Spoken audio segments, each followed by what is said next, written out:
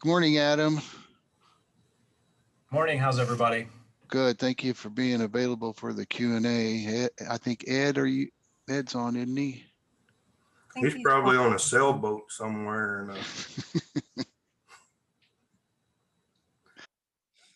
All right, it's almost 9 o'clock here.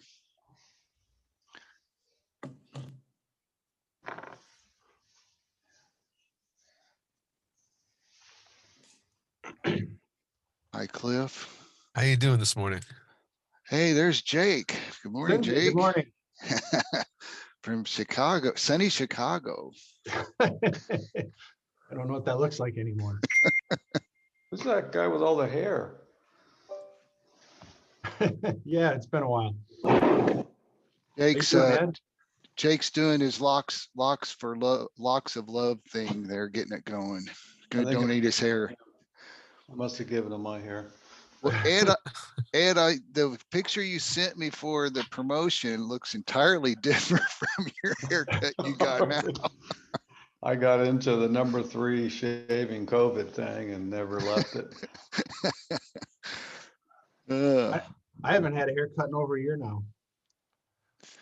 I don't know how you stand that, man. Drive me crazy. So, Lindsay, my hair looked like yours since I was about 16, and then I just said after I was out of the country when COVID hit, and when I came back, I said, well, I couldn't go see my barber, and then I just said, well, let's see how long I can let this madness go. I can only imagine what Sharon Brock's beard looks like this year. Oh my God.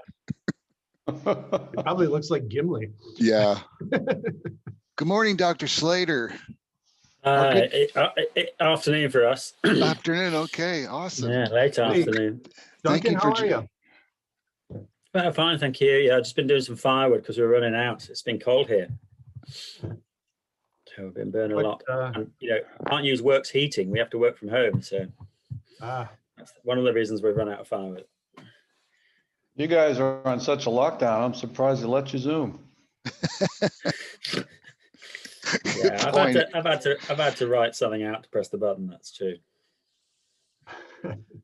Well, it's 9:01 or 9:02 officially. We'll get started here. I'm sure there'll be people joining us.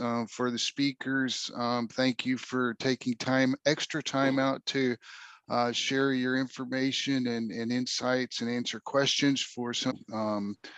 Ashley is going to be looking at some of the questions that we had and relating them to some of the speakers. So Ashley, you want to find where we're at there? Okay, first question is regarding the Urban Wood Network. That's Dwayne. With what you know about Indiana, are the pieces there, and what time frame could this take for an Indiana network? Hey, hi, I'm Dwayne. I'm unfamiliar. Lindsay is one of the only contacts I have, and Carrie with the DNR there, of course. The pieces are always there. Opportunities exist in any size community and in every state, but it does begin with typically a champion to step up. It could be an arborist, it could be a wood manufacturer, it could be the DNR Urban Forestry Department there. But do the opportunities exist and are the pieces there? Yes. The Urban Wood Network can help through toolkits, existing information that exists on our website. There is kind of a step-by-step consideration, but every area is different. There will perhaps be different attitudes, different markets and things like that. But the main goal here is to share and to introduce opportunities for communities to save resources of all kinds, financial resources in the management of removed trees, as well as feeding local economies, benefiting the local environments. There's all kinds of things about social equity that urban wood utilization brings to a community. So I would encourage you to reach out to UWN or even myself, but take a look at the UWN Urban Wood Network website, which is urbanwoodnetwork.org. And I, of course, as I hope Lindsay knows, you call me anytime. Somebody will answer the phone. Thanks, Dwayne. It Also, for those of you that are on, please utilize the chat if you want to ask questions there. I did have a question for Scott Baker. It's very early there, isn't it, Scott? A little early. I had a question actually text to me. They couldn't be on, and I'm recording this. So they were asking what advice you would give them for challenge course inspections if they have not had specific training on that, but they're fairly well or fairly confident in the tree risk assessment and obviously tree physiology, things like that. Well, the risk assessment portion would be pretty straightforward. Just applying, your skills and observations, and the target is going to be their facility, which is going to be not occupied that often. The harder part is looking at the various ways that they'll interrupt the tree with their attachments. You'll still see, if you remember from my talk, some pretty primitive approaches from our perspective as arborists. And, it's important, I think, to respect the fact that they're probably really proud of what they've built, and that there are hopefully a lot of people having a lot of fun clambering around or riding the zip lines or whatever have you. So I just finishing some work on a big canopy walkway in California. I just came back from seeing that. And one of the things I'm looking at is how many holes there are in the tree.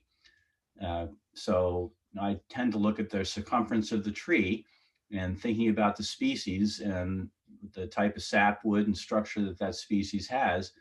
I don't like to see them interrupt a lot of the tree. So the trees I'm looking at down in California there are very large, some of them over 60 inches diameter at 60 feet up or so, but they have 24 inches worth of 3-inch holes in the tree. So that's a pretty significant interruption in the tree's ability to, have the vascular system function. So there's no hard and fast rules. I think looking at that and trying to keep the penetrations to somewhere around 10%, maybe 15%, that makes sense. We've seen a lot of situations where, especially if they're making holes at several levels in the tree, or doing whatever they're doing, clamping or strapping the trees at several levels, at the top of the tree, you see signs of stress. So those are basic, tree biology arborist things. The other thing you'd want to do is be familiar with the ANSI standard that the Association for Challenge Course Technology is using, or the appropriate standard wherever you are. And the last part of this question was what, if maybe you could send these to me and I can share them, but what resources would you recommend as far as improving competencies in inspection of challenge courses? If you're really interested in it, and there are an awful lot of these around, it's surprising. I was talking with Julian Dunster yesterday. He worked on some of the early ones up in British Columbia, but I would recommend going to one of their conferences or attending their conference. It's really fun. There's a lot of, they put on a very good conference. It's a very large group, about 1,000. When they have conferences in person, there's been 1,000 attendants in attendance, and a very large trade show. So that would give you a broad ability to see broadly. I'd also recommend checking out the industry magazine, Adventure Park Insider. And this will allow you to see how big this industry is and some of the approaches that are being taken. There's a lot of potential for improvement in the way they build these things. So I think, if you're a thinker, start thinking about it, because, I can brag and say I was involved in the invention, so to speak, of the first tree attachment bolts, the so-called Garnier limbs. And I think arborists can help these people look at how they're doing it and make it work better and last longer. And that's really the most important thing. They just don't, it's difficult to leave enough room for especially fast growing trees to expand. Down in the redwoods, I cored with a friend of mine, Jim Campbell Spickler, cored the trees. And we know that the increments in those trees, 400 rings in a couple of our 24-inch cores. But in other trees, you're going to see much faster growth. And depending on the loads they add, you'll see localized reaction growth to the new loads that can really speed up the process of the tree enveloping what they've attached to it. Great. Thank you, Scott. Ashley, go ahead. Well, I've been looking through the questions trying to suss out the correct ones for this hour. This one is for Cliff Sadoff.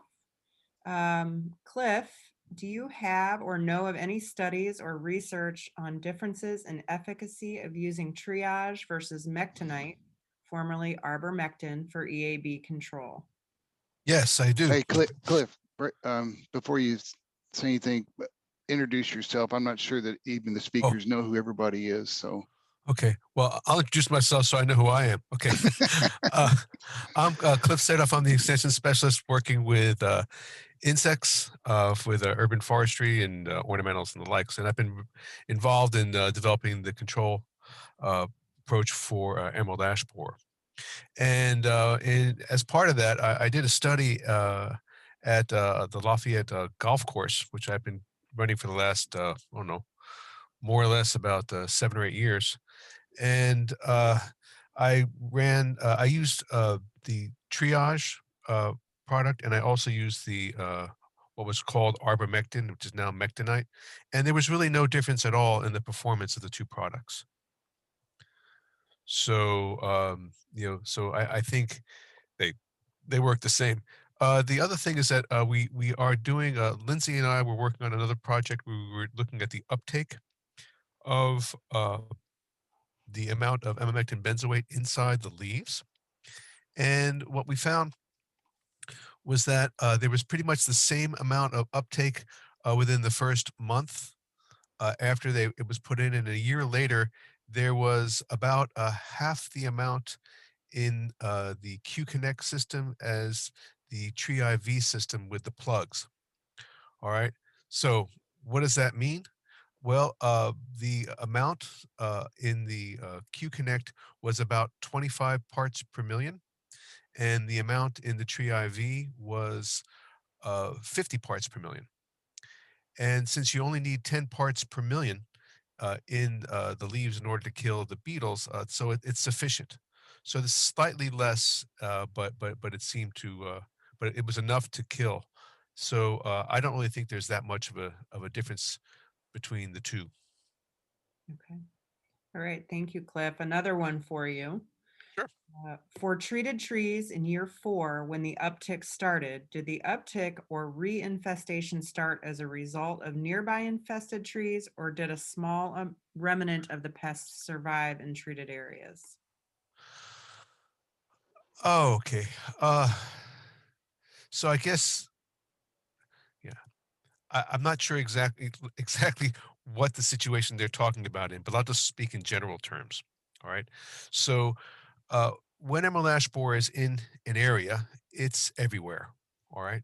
And when you kill the emerald ash borer with the injection of emamectin benzoate, we found in our area-wide pest management program where we worked on these 3 college campuses that when a untreated tree is within 20 meters of a treated tree, okay, which is the recommended ANSI distance along the street trees, you can affect the population on that. You can protect that untreated tree.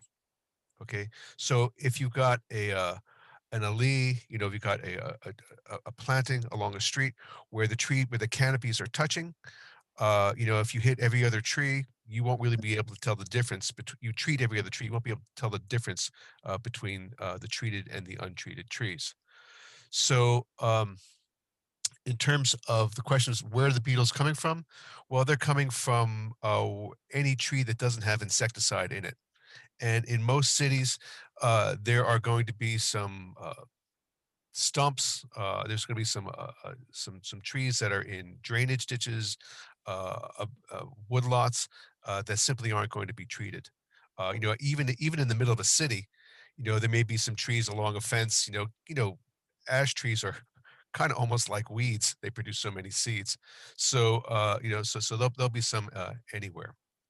Okay. Thank you. All right, and one last one. So is it reasonable to think of planting new ash in the context of a SLAM program in terms of survivorship? Question mark. And then related, any indication or study that indicates whether survivorship in new planted ash is affected by their relative isolation from other ash? Okay, these beetles are incredibly capable of finding ash trees. All right. So you can't run, you can't hide. All right. So to think that these beetles are going to somehow not be able to find your trees, if you're talking about, even a distance up to, like, 10 mile, I mean, if you're within, they're very good at finding the trees. Okay, so they don't get lost in the middle of a diverse forest. They're not going to get lost in the middle of a diverse urban landscape either. All right. So, okay. So, back to the first question was, should you plant ash trees? And I think if you want to have some pole-sized lumber to cut down later on, yeah. In a forested situation, in a right now though, I really don't think it's a good idea to add more ash trees to the problem. What we're really trying to do is all the modeling that's been done. Okay, Bob Haight has done some really interesting stuff. He's in the Forest Service and he's working with a fellow in New Jersey, and they're using these linear modeling programs that basically look at people's risk and look at all these different sorts of things that are involved there. And it basically boils down, if you say you want to save the trees that you already invested money into, so that the city gets its return on its investment. Okay, so if you've got like a 6-inch DBH, a small ash tree, you know, don't you don't have that much money invested into it because that's a relatively small tree. Okay, but if you got a 12-inch DBH tree, it took the city a lot of money and effort to get that tree there. So those are the kinds of trees, and larger are the ones that you're going to want to protect. And trees that are half dead at the start of the program, save yourself some time, cut them right down. Okay, so because you're not going to be able to save them. Okay. All right. That is the last question for you, Cliff. Thank you very much. There I am. Let me hook up everything. Okay. Okay. So the first question was regarding your product on the shelf being still good, and it says, what PPE is required in chemical storage areas when handling chemicals without opening any? All right. So Fred Woodford, I'm with the Purdue Pesticide Programs and the director of it. So about 30 years worth of work here. And first of all, I'm impressed that we actually even got a question. So that's pretty cool. And so let me just answer that question. If they're unopened, then there's no reason to have anything. I mean, Okay. there's no need in it. And so obviously I would hope, I'll just do a follow up with that. We shouldn't be mixing chemicals in these storage rooms anyhow, because other people go in and out. You should always be mixing, if you can, in the shop, and even better yet, in fresh air. Then that eliminates people's exposures and those kind of things. So, as long as everything's fine in the shop, I mean in the storage, there's no concern with unopened containers. Okay. Okay. Thank you very much, Fred. It looks like that was the only question for you. So we will move on to John Bonkowski. John, are you there? Present. Okay. All right. First question for you is, in maples, I've seen greenish staining or transition zone on crosscut pieces of wood. I've heard from folks that's verticillium. Is that true? It's pretty common on most maples I've taken down, either in big trunk wood or smaller branches. If not verticillium, any idea what it is? Maybe. Thank you. Okay. So my name is John Bonkowski. I am a plant diagnostician at the Purdue PPDL, the Plant Pest Diagnostic Laboratory. Concerning the question, we see a lot of, in terms of verticillium wilt, we'll see streaking in the sapwood, but if a tree can live for multiple years with this infection, you end up seeing streaking at various stages. And in some cases, it's actually in the heartwood, like in the very center. And this can range from kind of a gray to a gray-green to a black color. Maple is kind of our poster child of problems with verticillium, and quite frankly, it is one of the most susceptible trees that's being planted as widely as planted as it is in the landscape. And so this kind of symptom is what I would think would be verticillium. And more often than not, I'm going to look for this streaking farther out, closer to the bark, especially if it's a new infection or it's only the first sign of a branch starting to go down. Certain maples are going to be a little bit more susceptible than others, but most of them are going to be susceptible to the disease. This kind of streaking also wouldn't necessarily, I don't think it would be something else. In many cases, I wouldn't associate with other cankers or things like that, because quite often you would end up looking for that damage on the exterior of the branch and it'll be radiating from that initial point. So if you have Botrysphaeria, you're gonna have a crack, a sunken area, or a discolored area in a branch, and that's the point of where it's gonna start. So if you're gonna find it, it's gonna go upwards and maybe a little bit farther down, but it's not going to go farther down the branch. So if you're seeing this all the way up and down the branch, I would suspect there's something farther down in the tree. If there's something that's centrally located in the branch, if it's like in the heartwood area or like the pith, it could be radiating from a heart rot. And so that could be developing farther down in the tree and kind of just extending farther up into the branches or the canopy. And that can indicate, that there might have been long-term decline, internal decay, that kind of thing. And so if you don't necessarily suspect it might be verticillium, but you're seeing branches die, or if it has had long-term decline, you might want to look into the structural integrity of the tree, see if there's any internal decay farther down, especially if there's any damage to the root flare, the trunk, or anything like that. Okay, thank you. I'd like to, thanks, John. I'd like to interrupt here. I think too many people have my cell phone number. I'm getting texts. There was a question, Duncan did answer it somewhat, but they wanted to hear opinions from Dr. Slater and Dr. Gilman on, we've been talking about codominance in both presentations, and they wanted to know from each of you how you pick a good codom from a bad codom as far as pruning and removals and reductions. So Dr. Slater, please. Hi, Lindsay. Hi. Yeah, my name is Duncan Slater. I'm a lecturer in arboriculture in the UK. And I've spent 10, 11 years researching branch unions and doing mechanical testing on them. And when I took it on, I didn't realize it's so multifactorial. There's many factors affecting the strength of a junction. So when you try and apply one simple rule, you find that there other factors lie around that that make it, not really very applicable. So it's always a bit more complicated than, so there's quite a few factors affecting, a codominant junction and its relative strength.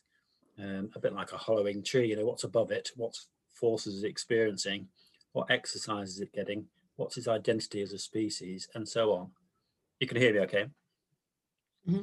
Yeah, okay. When I took it on, I didn't realize it would be multifactorial. It is highly multifactorial.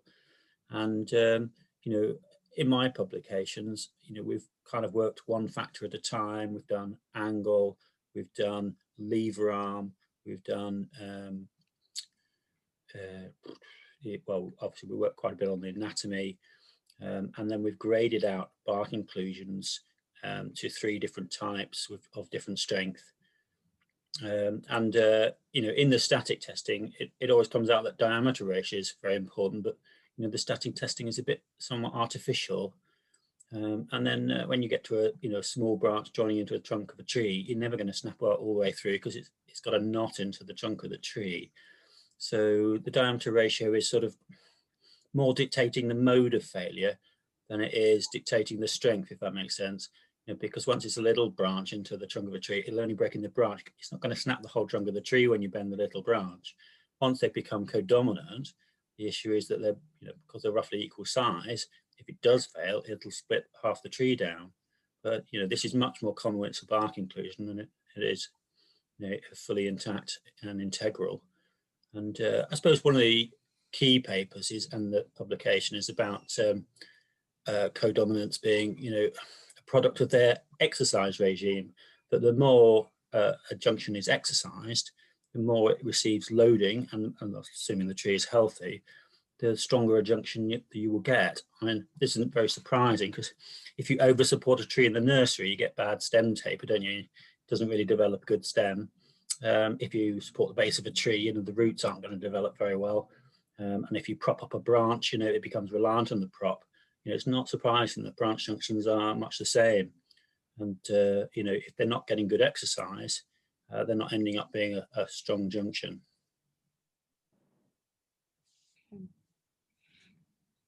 Lindsay, you're muted. I think that leads into Ed, some of the research you've done over the years on that. Ed, you want to add on to that, please? Well, not sure it's research as much as a whole lot of observation.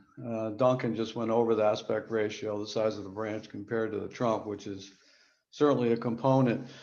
But looking at the tree more holistically, it's when you have a codominant stem or something that approaches a codominant stem, typically both of those items are rather long. In fact, probably the longest item stems on the tree.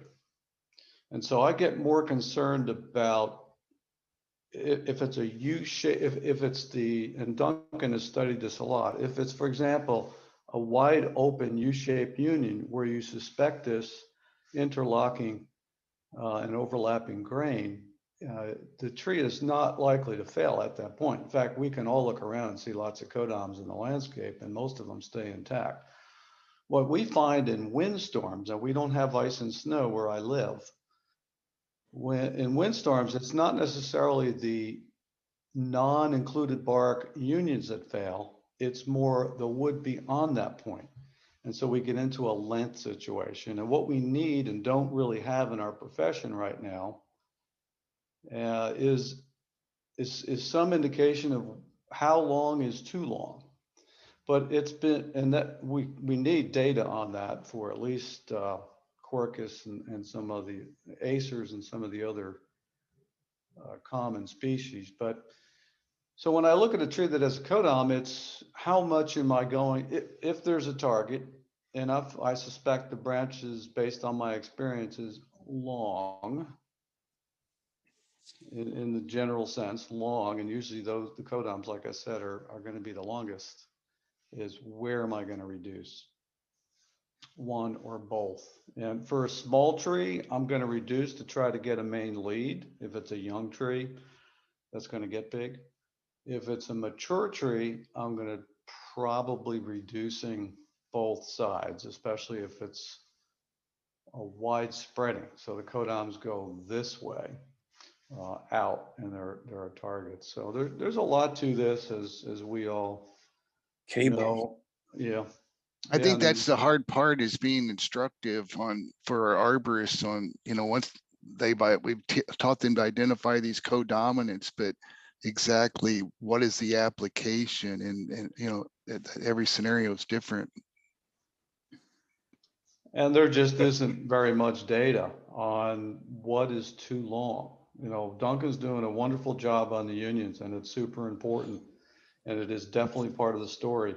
And I don't know whether it's a bigger part of the story versus the length issue or not. I don't know that we know. We have to rely on people like Scott and others that are out there doing lots of observations and been doing decades of arboriculture to rely on, because we don't have very much data on this. Thank you both. Yes, I would like to say both Ed and Duncan have done a tremendous job on this. It seems like a very mundane subject, but by and large, every practitioner I ask, the majority of the tree failures are typically codoms, and I think that's an important area of study moving forward, to preserve trees and not condemn them unnecessarily or over prune them. Well, yeah, one thing to say is, every tree has some junctions in it, and you've got to make those judgments about the junctions, haven't you? And they're important judgments. Everyone's thinking, well, root rot or something, but the aerial part's easily inspected, but you have to make the right judgments about them. Duncan, can I follow up on what you said with included bark? Yeah, that we've graded out 3 types of included bark. I mean, it would be lovely to grade out more, but yeah, tricky. just kind of stepping aside from the included bark specifically, we do find included bark much more often in more tight V-shaped unions. Absent included bark, though, have you found that the tight V-shaped unions are still less strongly attached in codominant stems than the wider cup U-shaped unions? No, not with the study that we did on angles. No, there wasn't. Although, we didn't, that's that difficult is as you get to sort of like, depending on how you measure it, 5 degrees, 2 degrees, really, really tight, just the vast majority become bark included. And so, you can't really, you struggle to get samples that are very, very tight. But when we did angles from, say between about 5 and 30 degrees, there wasn't really any, other factors were much more important than angle. The diameter ratio when we tested them, the parent stem size, anything in relation to any defects along the branches, those were much more important than angle. When you look back in the past, you're going back to papers from the 1930s and things, there's just marginal differences in whether an angle is affecting the strength or not. No one's found this as like a key factor that really affects a lot. And when you think about, coming from a holistic idea that, it's about the loading, we did a paper just showing that side branches become more elliptical as they join the union because they're loaded that way. I think a lot of people have experienced that elliptical shape that gets taken on. Obviously, if you go into an urban centre, you can find elliptical shape of trunks because the wind's blowing up and down the sort of city canyon, and it leads to elliptical trunk shapes, or branches that are relatively horizontal, becoming elliptical because they're loaded by gravity all the time, and that's informing an elliptical shape. So I think in some ways, to a certain extent, we can trust trees that they're adjusting in the right way mechanically. It's just finding those, and that's what Lindsay raised off, is we need to fine tune and decide, well, actually that one's not adjusted enough, or I don't like the way that's adjusted. And that's where my work on natural bracing comes in, isn't it? Where you find that it used to be, supported by a natural brace, and then that's disappeared. And then, that's a great weakness that's been developed in a tree. That's the critical part about natural bracing, is you can find a tree that someone else has just pruned out something that was supporting a major part of its structure. That's where those sort of disasters happen, where, it was adequate at the time, and then someone's gone up with a saw and taken out something they shouldn't have taken out, and then half the tree comes down. The other thing, and there's some weird stuff going on that Jake and I have seen when we were playing together in Gainesville, Florida. For example, on maples and oaks, we saw bark inclusions, but when the aspect ratio was small, when the branch was small compared to the trunk, there's sometimes a collar. And I think we've been kind of taught that doesn't happen when you have a bark inclusion just by the nature of the union. And Duncan, I'd like to hear your thoughts on your observations, because I know you've broken a lot of these, and so I don't get very concerned about a bark inclusion if the branch is small compared to the trunk, as I would if the branch was big compared to the trunk. Oh, well, yeah, if that strips out, it won't strip out very far through the trunk. It'll get restricted by the knot of the little branch, won't it? So right. It's much less significant, even if it fails. But you also find that quite a few of them fail along the branch, an inch away from the trunk rather than at the bark inclusion. That's my experience too, because of the flexibility of the branch and where it starts to curve, and to press on the inside of that curve. I was going to say, just that I have actually put a publication into the, in the UK, you've got the ISA, we've got the Arboricultural Association, and I've put in a guidance note. One of the things to sort of help clarify things, because, we tend to call them forks, but you guys tend to call them codominants, is to get some sort of joint language. So I've put a guide, it's, as Lindsay said, it seems a bit dry and niche. But basically a set of codings that everyone can describe a junction, so that we're all on the same page.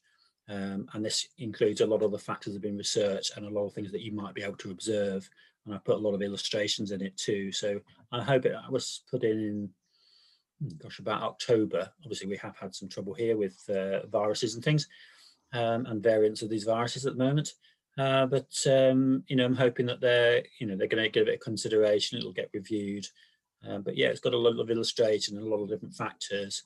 Some of the factors are very poorly researched, like when decay gets into a junction. And of course, that's a highly variable. But obviously, people assessing need to know, at least that should be a trigger for a further assessment. So hopefully, it'll be a useful publication so that certainly in UK and European arboriculture, people could say, well, that's a G3 junction, rather than try and describe it in lots of different weird words. Actually be able to code them out and say, you're looking at what I'm looking at, and it will help with research. That you can then select junctions that fit a certain frame. So because there's a lot. I mean, in the UK we call them unions, we call them junctions, we call them forks, we call them crotches. There's all sorts of language about the same things. And then some people will say, well, it's a V union, and they mean it's got bark inside. And you've just done that. You said it was V-shaped, but not necessarily a bark inside. So there's a lot of sort of loose language around, and it's tightening. So people can discuss exactly the same thing. I mean, fortunately, Jake, you described in detail what you meant, but often people won't in the industry, and they'll give just one term and expect someone else to understand exactly what they mean. And as I say, junctions are really multifactorial, and you need to sort of describe a few factors. Well, we have found in the US that it's hard enough to get 330 million people to say the same thing, use the same word. It's going to be, I'm not saying what you're saying will happen or won't, but we every 5 years we review ANSI, and it's under review now, the pruning standard in particular. And we've got the language, probably 90% where it needs to be, but there's always discussion over the language, and our version of English anyway. Yeah. Two people separated by a common language. Isn't that what they say? Ed, I have a question for you from the chat. It says, what are our short-term and long-term pruning strategies for Bradford pears? They are very popular. That's at the base. They are very popular in my hometown of Valparaiso, and two major retailers, Walmart and Home Depot, have had their parking lots filled with Bradford pears. Trees are approximately 12 to 15 years old. All right, so the last tour I took through the California nurseries, not too long ago, probably 10 years ago, when we were doing a lot of training out there, what I learned by looking at the early structure of these pears is that what we see on the streets is a result of what people do in the nursery and what we don't do after planting. So all these multiple branches that come up from one spot, pears don't grow that way. They grow with this unbranched shoot that goes way up, be 8 feet, 10 feet or more, and not branched very much except for the short shoots. So growers top them in the nursery to get that shape. So that's where we start. You can prune Bradford pears if you start early and catch them every year to a good structure. So that's not reality. All right, so let's set that aside, but that can be done. So we all live with the 8 to 20 inch Bradford pears. We've got some 20 inches in Florida, and believe it or not, they last that long. So what I've seen done in mostly the South is a rounding over of the crown. So for example, in downtown, it's near Mobile, can't remember the name of the town, Alabama, they're probably making 2-inch cuts across the top of it, and it's a rounding over. It's, we would call it topping, I guess, but smaller diameter branches. And that seems to extend their life. I don't know why it wouldn't. So that's certainly a strategy. Trying to get a leader or to reduce the aggressive branches with codominant stems on an 8 to 12 or 15 inch Bradford pear is just not practical. It's just not going to happen. So in our standard in the US, topping or using heading cuts, I should say using heading cuts is within the scope of the standard. And that would be a great species and probably a suitable application in many downtown parking lots, business districts. The problem with that, of course, is that it sets an example, doesn't it? And people see that and then they want that done to their trees in their homes. So there's a can of worms there. But Well, Ed, if I could interrupt for a second, heading has had a bad reputation for many years, but we've also seen that sometimes it's necessary for mitigation and situations like that. So could you better define that heading application for that? yeah, so the heading is by definition, it's cutting back to a lateral that's less than a third of the diameter of the cut. All right, that's a heading cut.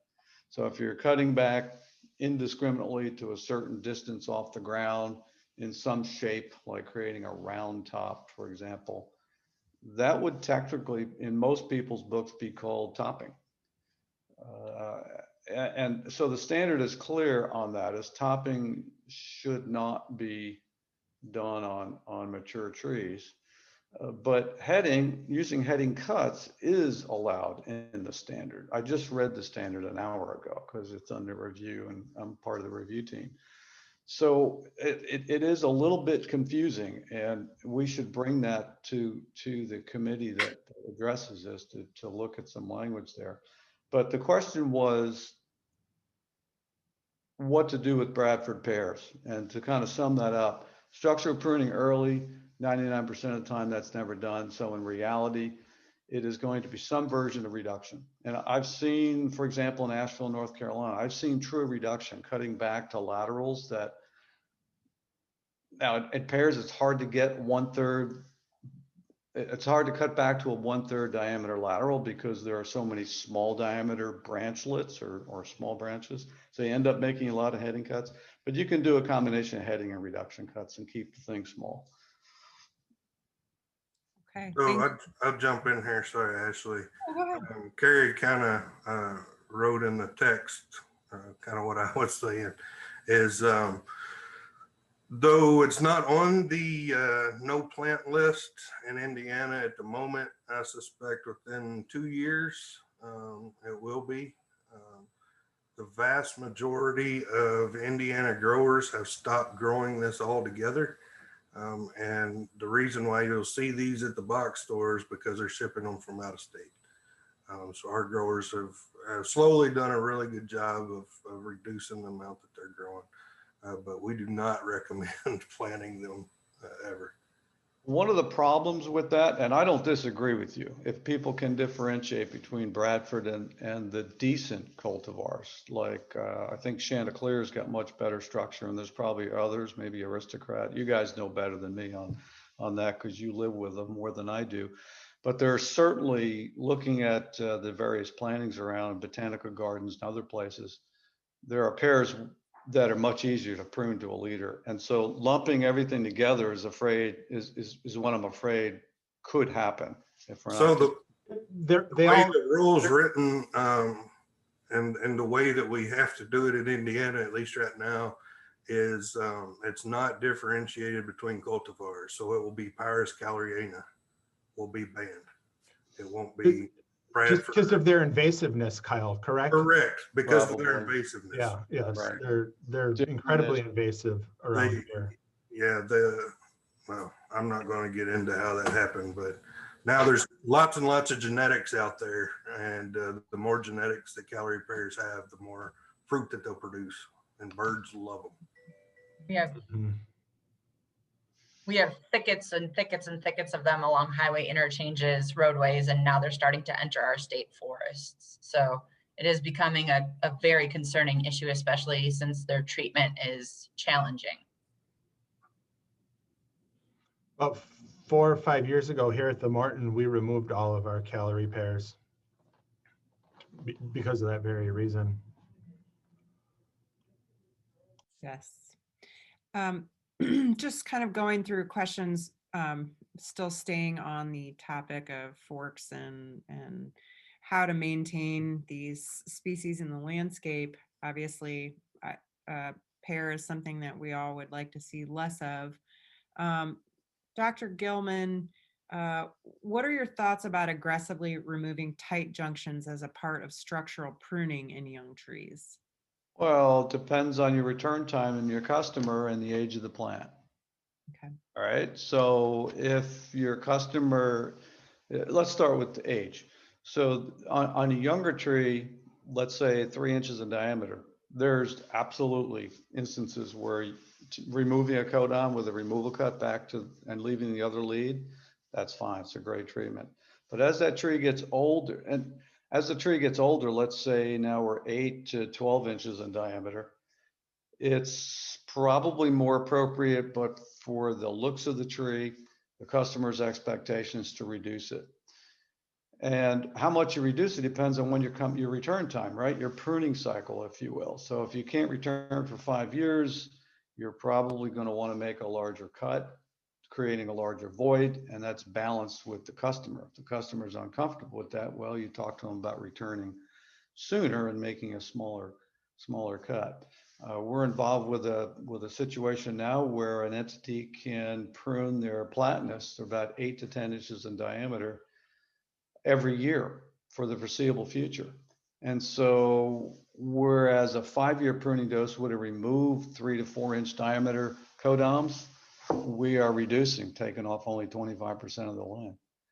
So, that's, and then with a mature tree, it is probably a reduction of both sides, depending, if they're both equally everything, equal angle, equal length, equal size, then reducing both and just keeping the tree reduced in perpetuity, certainly an option. And how many times, I know myself, I've reduced rather than removed, because when I do that removal cut, the client comes out and just freaks out whenever you've done the right thing, but it's a little shocking to them.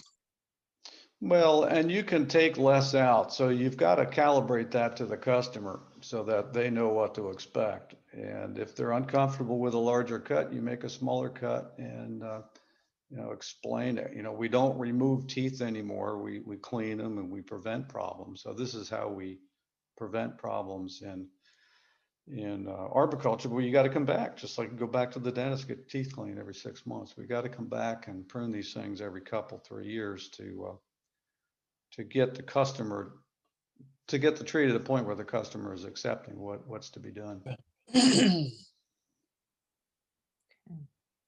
Okay, this question is for Dr. Slater. When natural bracing does occur on a tree that requires reduction pruning due to utilities, how close can you make your pruning cut, if at all?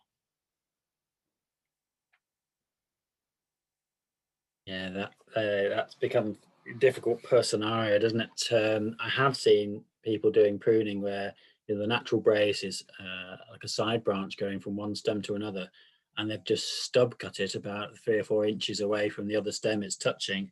Well, of course, it'll soon decay, it'll be dead.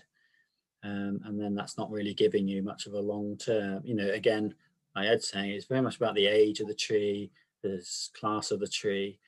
But yeah, stub cutting just a short distance away, just say, oh, well, it's still supporting itself. In a species where it's quite decay prone, an acer or, similar types of tree. I'm not sure trees that here have a lot of oaks. When I went to Texas, a lot of live oaks and elms. Well, they're not very decay prone, are they? But acers are. And then it is a problem to try to do that. It's hard to retain a natural brace in those scenarios where you must prune it away from a power line. You must keep clearance. The ideal would be that was, you'd done some formative pruning much earlier and it never allowed that situation to occur. But obviously we end up with that situation very often where no one realized that would be an issue, and you come 20 years later, it's too late to remove everything without some quite major work. If it's a tree species where you can prune yourself out of the problem, don't stop cut the natural brace, do some reduction cutting to one of the leaders that's associated with the bark inclusion. If you are going to reduce the natural brace, at least give it enough resources and enough light to it to retain it. The stub cutting it to right next to where it's touching is very short term. And the other alternative is to start looking at artificial bracing and say, well, this natural brace, the branch that forms the natural brace is not suitable in this setting. And if I just release it from a early mature tree, then it's in danger of splitting in half. So as a compensation for that, I'm going to put in some artificial bracing. You know, that's a viable solution too. So there's a lot of different scenarios depending on species, the position of the brace, and then, you know, if it's having to be cleared from utility, you know, how much leeway have you got? If you've got a lot of leeway, you could probably just prune back the branch. If you've not got very much leeway and it can't develop that way, you're going to have to, you know, bite the bullet and do something else, something quite radical potentially. Okay, thank you. I would think based on, you know, the amount of light. So if you could make your cut so that the area's got plenty of light, so the sprouts will be vigorous, have a lot of vitality, I should say, then you got a pretty good chance of that being kind of a long-term solution. But if that cut is buried among the foliage and doesn't, Yeah, get that is exactly the problem, isn't it? That you've got a shade tree, you're cutting a lower branch away from the utility line where the upper crown doesn't need to be cut. How do you get light to that? You know, you've just made a long, mostly moribund or dying stub. You know, maybe 3 or 4 meters long rather than a few inches, but it's still been shoved under the crown of the rest without any foliage. You know, and it'll only try and grow upwards once you cut it like that, rather than, you know, being sensible and growing to the side. So it takes quite some time to recover, if it recovers at all. So yeah, I would definitely agree on that. You know, looking at the light regime tells you whether you can reduce that, reduce things around it, or just it's not plausible to reduce it around. You know, I'm envisaging, because it happens a lot in the UK, where you know, the trees come close to the power line, you know, within a foot or so before anyone does any pruning. They leave it, and then they do quite significant pruning, you know, take it several feet away from the power line. Well, if you just do that lower branches like that, you know, and not touch the upper crown on a large tree, they're going to dwindle because they're shoved into the shade, whereas they were reliant on the side light to be, you know, surviving. Species vary, of course, but, you know, in a lot of species in the UK, if you just sided up the branches near the utility line, unfortunately, a lot of them would decline because of the shade of the upper canopy. So it's about gauging the amount of light. If you can do a light touch, that's great, but it's often unlikely for utility pruning. Often it's very heavy pruning, and so you might have to look to supplant the natural brace with something else. That's why I mentioned the artificial bracing. You know, a lot of the utility line pruning that we get to see, it's branch removal for anything lower down that's going towards the line, because they don't want to have repeat business of going back and back and back, so they remove lower branches. But yeah, in the case of a natural brace, if you remove that, you've endangered the splitting apart of the tree. Got a bit of a departure from the pruning for a second. I had a question come through my email for Mark Dunteman on a really good presentation on logical fallacies. Question was presented, Mark, is it reasonable or prudent for an opposing expert to call out a logical fallacy when they spot one, a red herring when they spot one? Or should that be left for the legal team to vet that? You're on mute. You're on mute. I just swore, sorry. I usually have a t-shirt that says you're on mute. Yeah, or you're a mute. No, I think it's, I bring them up all the time, and I don't, most of the time I probably don't say logical fallacy, but it's, lately I have been. The issue with logical fallacies, I think I brought up in the video, was that they have a tendency in any type of tree conflict, you know, so I do a lot of litigation work, but it certainly can be conflicts between neighbors and conflicts between towns and residents and developers in towns. And the biggest issue with them is that they have a tendency to, intentionally or unintentionally, to mischaracterize your program. And in some recent fatality cases, they're rampant from the prosecution side. And so uh, uh, the issue becomes because they typically mischaracterize a company or a municipality's program. You have to call them out because, as I said in the video, if you don't call them out, then they become a fact for the courts, the attorneys, and so on. And the important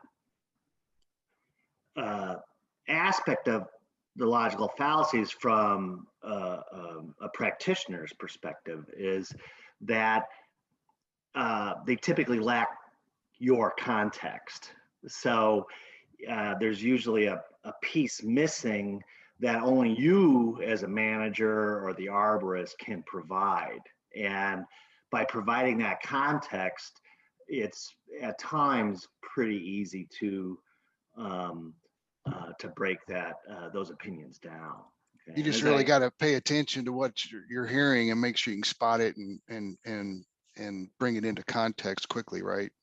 Yeah, and a problem with in our profession as a whole is that we have a tendency to believe what, I'm a consultant, I advise people, but we as a profession have a tendency to believe what consultants tell us, and Face value. It's not always necessarily well thought out or even true. And I use the phrase all the time, the tree had a defect, you should have done something. And the tree had a defect is certainly the area of where a risk assessor may give an opinion about a tree, but you should have done something is not the area of expertise of oftentimes of a tree risk assessor. That's the manager or the owner's decision. And the inputs to a manager or owner are very, very different from what a tree risk assessor. And so oftentimes tree risk assessors, and I am one, are used as expert witnesses, and they have very little understanding of system level management of risk. And so they're giving, in my opinion, opinions in areas that they have no knowledge, experience in to be even giving those opinions. So you have to challenge them. And providing the context is the simplest kind of explanation for that. So don't be afraid to challenge them once you spot them. So, yeah, never be afraid. All Because right. you know your program better than anybody. Right. Thank you, Mark. Yep. Ashley, Okay. you got other questions? Yes. Let's switch gears for a second here. Jake, are you on here? Yes, you are. Yeah. Okay. So what road salts have you found to be the most damaging to trees in the right of way? We have not looked into that level of detail whatsoever in our highway work. We've just looked at, basically, we analyzed electric conductivity in the soil. So we've only done that at specific plots along the stretch of the Illinois Tollway where our research plots are planted. And so whatever I don't know right off the top of my head what specific salts the Illinois Tollway uses for their snow and ice control, but yeah, we haven't looked in depth into any specific types of salt. Okay. Another question for you. In the clear zone, are there any studies that indicate taller, approximately 3 to 4 foot native herbaceous vegetation is better ecologically and for safety of drivers who leave the road than mowed turf grass? Can you repeat that one more time? Sure. In the clear zone, are there any studies that indicate taller native herbaceous vegetation is better ecologically and for safety of drivers who leave the road than mowed turf grass? Well, with respect to safety, I don't think that there's probably much of a difference. The clear zone, the main factor within the clear zone is not having anything that will cause a hard stop. So any big woody vegetation, whether it's, predominantly trees. I know in our context, but like a big pole will stop a car too, but we're talking about vegetation management. It's keeping the clear zone free of trees, and to a certain extent even shrubs, but whether it's native herbaceous plants or mowed turf grass, I don't think safety context is much of a factor. And I just kind of thinking back to some of the literature that we've looked at. In an ecological context, there has been some research onto it, but Allison, the postdoc who worked on this project predominantly dove more into the ecological literature than I did. So I would have to check with her, and I can get back to you on that. If you send me an email, I can get her take on it and respond to that question. Okay. And then one final one for you, advice on how to water trees in the right of way.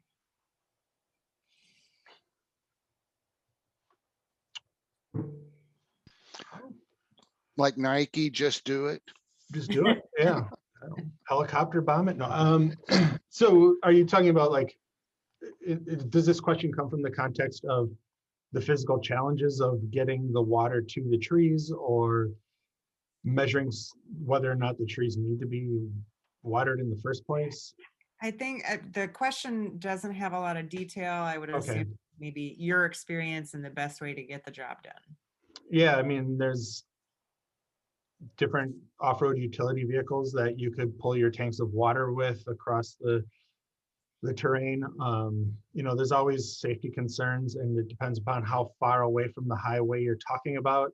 In some cases, maybe it's just not, if you have really steep embankments where the trees are planted, it may just not be a practical or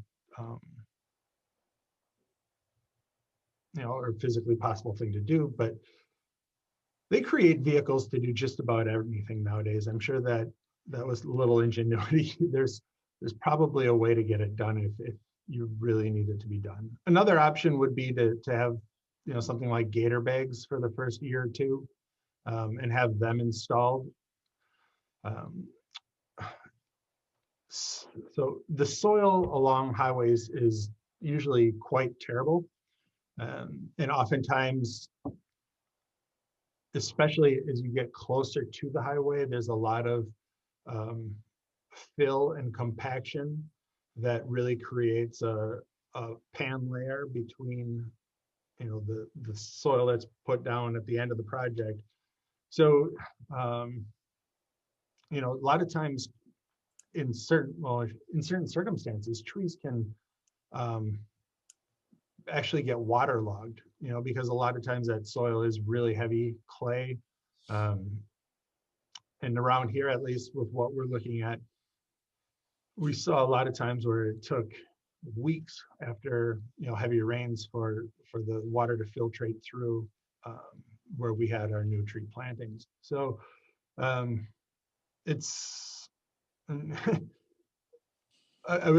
just kind of a little bit tangential, but I would certainly encourage, when you're looking at the situation, to make sure that what stress you're seeing is drought stress and not waterlogged stress, because there can be a lot of water, trapped subsurface with a high water table in these super artificial environments, which most highway right-of-ways are, especially closer to the highway. We looked at some of the previous plantings that the Tollway Authority did, going back 30 or so years. In the older plantings, the highway went in a much more densely populated area. So the right-of-ways were much narrower, steeper embankments. But the southern stretch of I-355 between, for those of you familiar with the area, I don't know, but between 55 and 80, it's a lot more industrial commercial. There's a lot more right-of-way room, probably a lot less disturbed soil during the highway construction process in some of the areas. So there's a lot more opportunities to, it would be a lot easier to water trees in those wider open areas. All right. Jake, I'd like to expand on that. Um, Whenever you go to do those type of plantings, a lot of times you'll find that the road construction companies just bury concrete, whatever is there.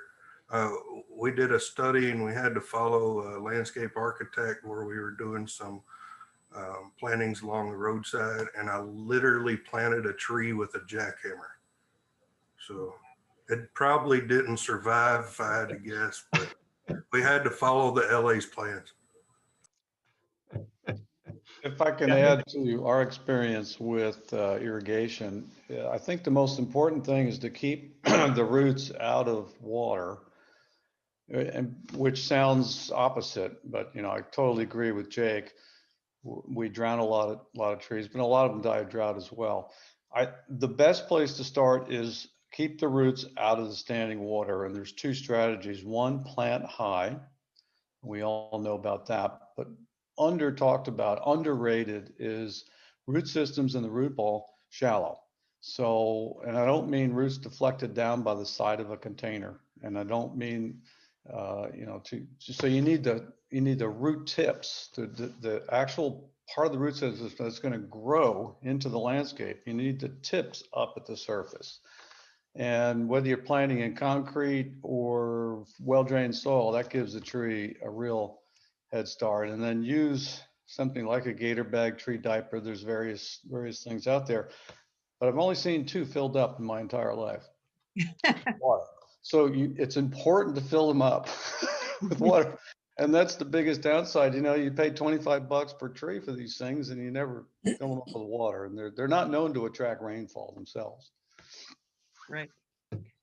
Okay. Jake, we had one come through the chat. What type of stock was planted in your remediation study areas? So in the soil amendment treatment plots, they were 3-gallon containers. And that's where we looked at several different soil amendments. Those were all number 3s. So really small trees.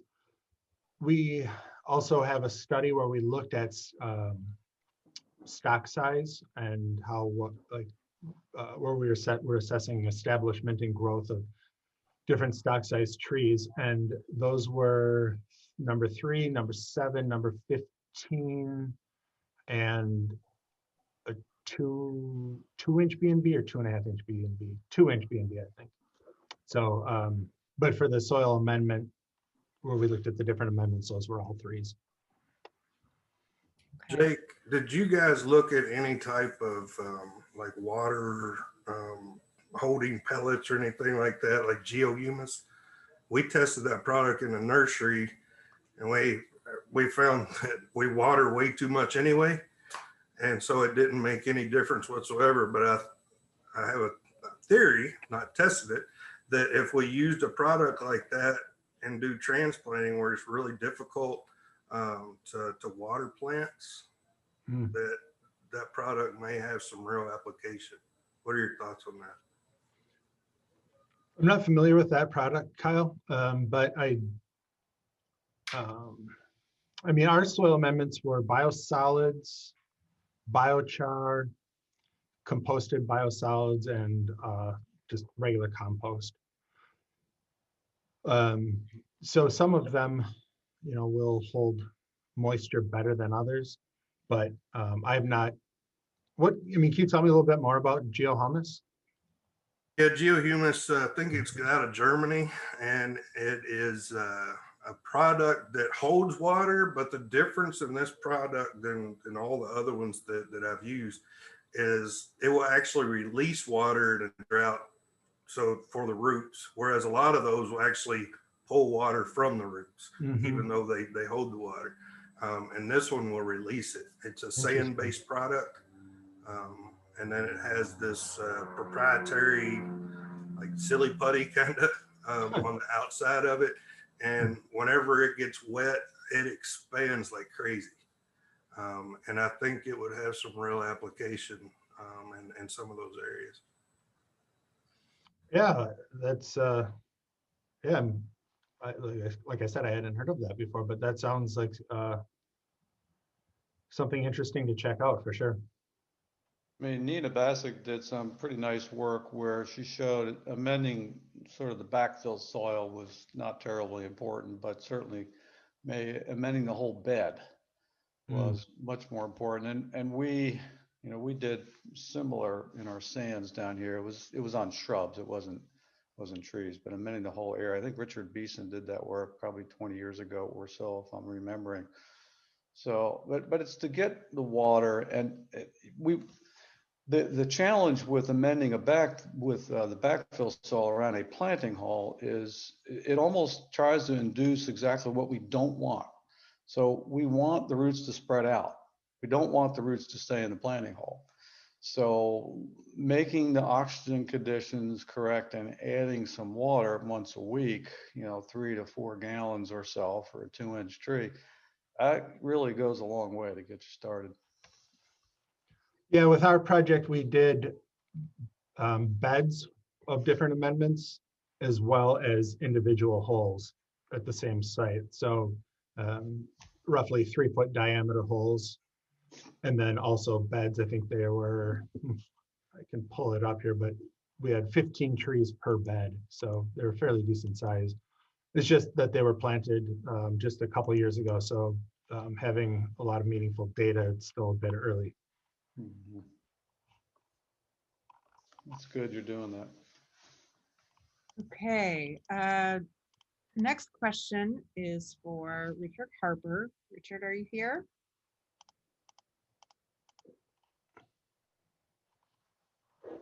Morning. You can call me Rick. I feel like I'm in trouble with my wife if you call me Richard. Okay, Rick. Thank you for being here. Your first question is, how do you remove a section of root over time? Is that by shortening it?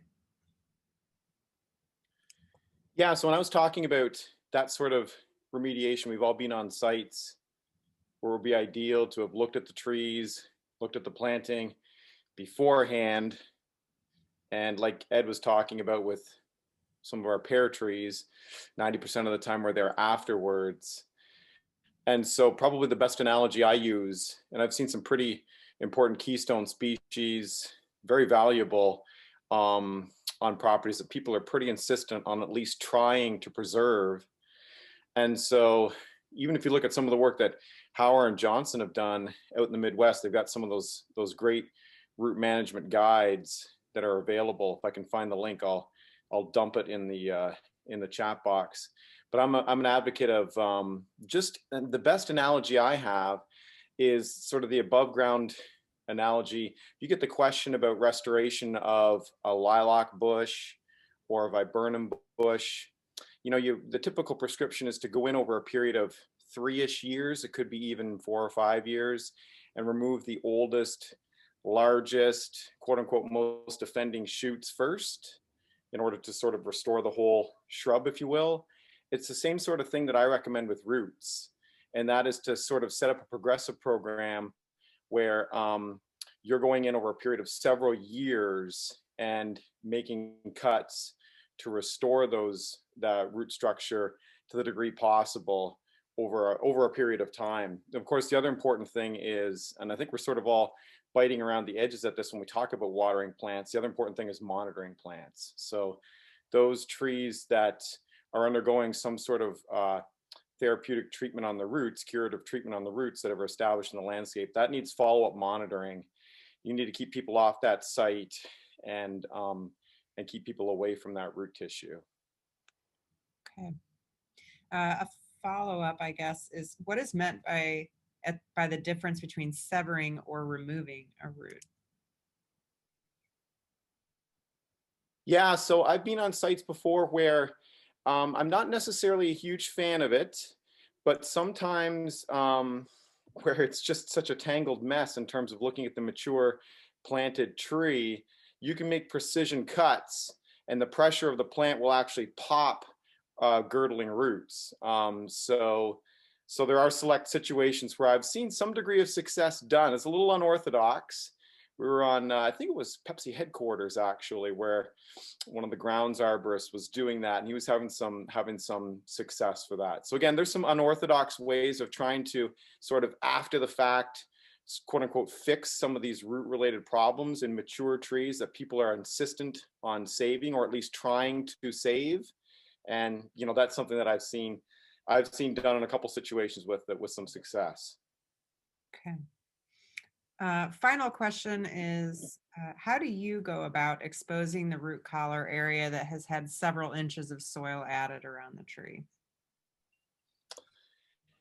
Yeah, that's a great question, right? Because we still see, I mean, some of that work that Bartlett did with their plant healthcare specialists back in the late 90s, early 2000s, some of the survey work they did. There's that nice 2006 paper by Wells in the Journal of Arboriculture. You know, over 90% of the trees that are installed professionally are installed with excessive soil on the roots. So that's something that, you know, the airspace, the air tools have allowed us to have, I think, a good measure of success in terms of going in there and removing some soil. I've been on sites where, you know, you see 6, sometimes 12 inches of soil that's been added to sort of level that grade. People love a nice level yard. So sometimes you have to be pretty aggressive. And that's also something that I've recommended people stage, do over a period of several years with the use of an air tool and proper watering, and again, monitoring and follow up. So I think one of the things that I'm trying to communicate is these problems haven't happened overnight. They've happened over a long period of time. And so sometimes it takes a few years to actually try to remedy the given issue. And that follow-up monitoring is really important. Setting client expectations, like Ed was saying a little bit earlier too. I mean, that's critical. Getting that permission and buy-in from the decision makers that they're going to see you on their property, you know, not in another few years, but in maybe another few months, depending on what time of the year it is. That's really important. Okay, thank you. We've been to follow up on that. We've been involved with like one operation in South Florida where over 1,000 trees were root pruned, and this was probably 15 to 18 years after planting. So the trees would have been 12 to 18 inches in diameter, and thousands of roots were cut on these 1,000 trees, and one tree was killed from the treatment. And it was in pretty bad shape to begin with, but the others almost instantly thrived. Certainly the next year, you can see in most cases the trees just loved it. And in some cases you can hear the pop. In mahogany trees, which you have none of in Indianapolis, but interestingly, and this is not published data, but there wasn't a single graft of root to trunk or root to root in mahogany, and there were just a handful in Quercus virginiana. Again, it might be a species thing, but it's been our experience with those two species. Grafting almost never takes place. That's 1,000 trees.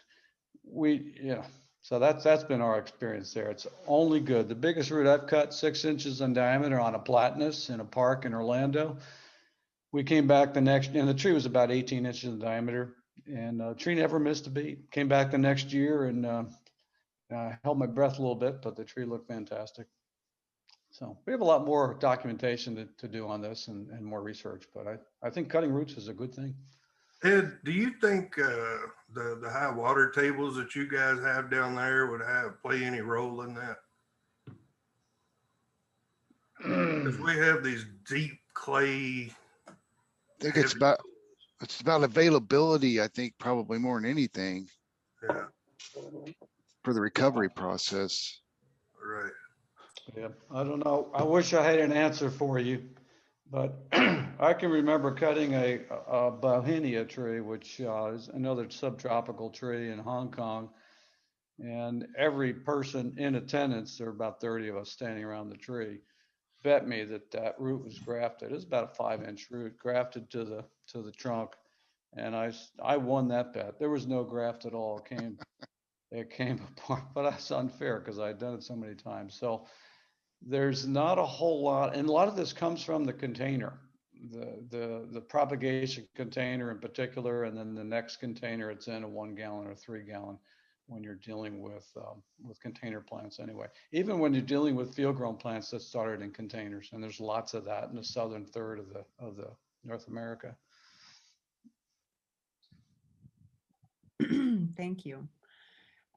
Lindsay, this is a question for you. Would the external limitation be a much higher percentage if the tree had been treated and the owner intended to continue treatment? Would the deduction? Yeah, I think what they're asking is what impact does treatment and continued treatment have on the value of a tree? Well, that could be argued. Mark's going to be probably playing counterpoint with me or Scott. But I think for me, as far as like, let's say if it's an ash tree and it's been treated, the value of that tree is only as good as the owner's commitment to that tree. And so I would probably not overly weight that as far as a deduction or as an external limitation. I'd like to hear what Scott and Mark would have to say about that too. So there's actually a discussion during the tree appraisal qualification course, and if a tree is being treated for emerald ash borer, it would be in the context of a functional limitation of that specific tree, meaning, and that's a judgment call on how much you would reduce it. I would agree with Lindsay that it may not necessarily bring it the functional limitation depreciation down very much, but it's a consideration. And you would differentiate it between an external limitation, because the tree that you're observing is being, the subject tree is either being treated or has EAB, and so it's being treated for that reason or preventative, and so it's a function of that tree. And so otherwise you're double dipping as far as depreciation there. Yeah, and which is the inherent problem with, well, never mind. Well, with that, I think with any type of depreciation, as long as you're clear that you're using it for functional limitation, if a white ash, say in a town or a client's property, is within, the way we've always kind of explained it is that if an ash resides in an area that's infested with EAB and nothing's being done to that subject tree, that's an external limitation, because it's something that's in the area, has a potential of getting EAB, but the tree you're observing doesn't have it, as far as you can tell. Then that would not count as a functional limitation of that tree. It would be considered an external limitation. If the tree, once the tree is infected or you're treating it to address EAB, it becomes a functional limitation of the subject tree. So that's how I differentiate. And everyone else can have a different opinion on it, as long as you don't double dip on the depreciation. Yeah, Scott. Pretty much in line with Mark. I think double dipping is super common, and the adjusted to 10th edition, it keeps it a slippery slope and very easy for people to do. So yeah, that's the inherent problem with the 10th there, is there's a lot of there's very little distinction in that, and oftentimes it's devalued more or less depending upon the situation with those limitations. I agree. And, there's a tendency for people to look at the bottom line they want and adjust their work accordingly. And so it's easy to fall into that hole. Well, that would be unethical. Yeah. Let's not go there. Yeah, it's been a problem with appraisals for the millennium. So, like Scott said, either the advocacy kind of way, or just where you have this kind of sense of the value of the tree, and then you make the numbers work to that. That's completely inappropriate. So it's yeah, it's important to remember that all tree appraisals are basically made up numbers. And I think for somebody arguing these points, it's pretty important to acknowledge that. Most people don't. Yeah. On a side note, Lindsay, can I make a kind of updated comment on my previous comment about Sure.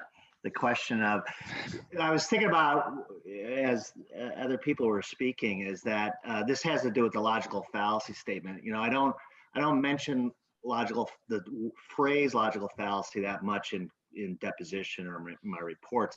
What I do say is, if I hear an opinion or I read an opinion that I think mischaracterizes a program, a company, or a municipality, in deposition, I simply say, I think that opinion lacks context, appropriate context. And then they ask, well, what do you mean? I go, oh, well, as long as you're asking, I'll tell you that that's where you direct things back to what your program is, rather than relying on what so I always say, you know, when I run into these statements, is that, in my opinion, is that opinion lacks pertinent context. Yeah, and that takes practice. I mean, we do some of this a little bit in my senior class, and it's you know, it takes skill to spot it, and it takes skill to counterpoint that. And you know, if you're not prepared for it and paying attention, then you could really get down into a rabbit hole there pretty quickly. Yeah, and actually in this recent deposition, the opposing attorney goes, "You really like that word context." I go, "Yeah, I do." Next question. Yeah. I've got a question for Joe Bakovitz. If Joe's still here. Relative to inspections and pandemic restrictions, is that going to change anything moving forward as far as company inspections and also investigations regarding complaints? Good morning. Can you hear me? Yep. So I'm Joe Bakovitz. I'm a pesticide program specialist with Office of the Indiana State Chemist. And there's sort of a two-pronged answer to that question, I guess. Yeah. As far as investigations go, we never missed a beat. Those are probably the most important thing we do. Complaints always move to the top of our list and get investigated as quickly as possible, especially if they happen to concern human health.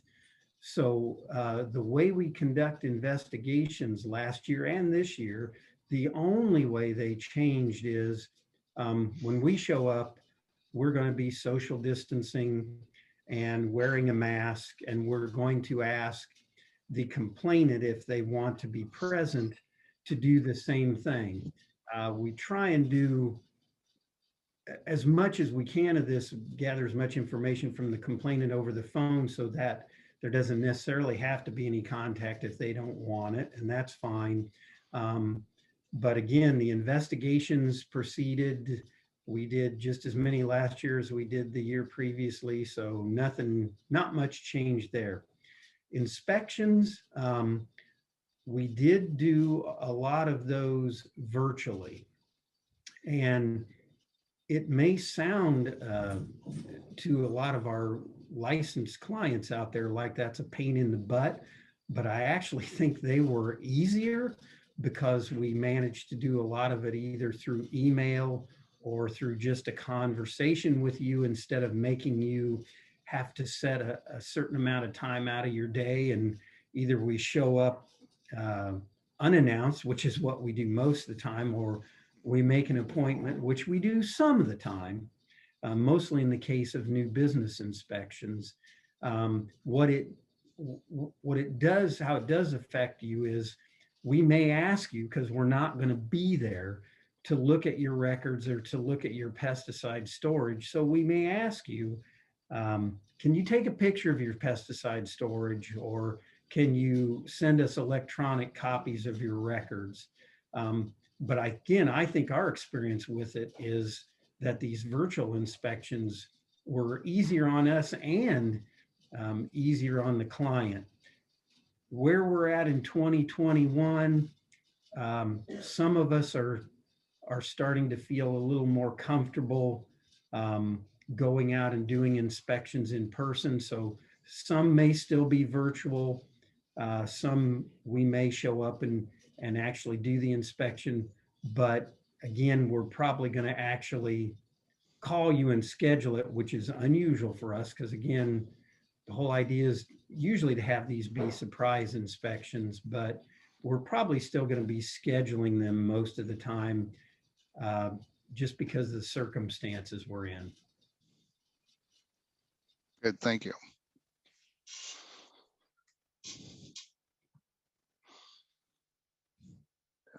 See if there's any other questions here. Oh, here's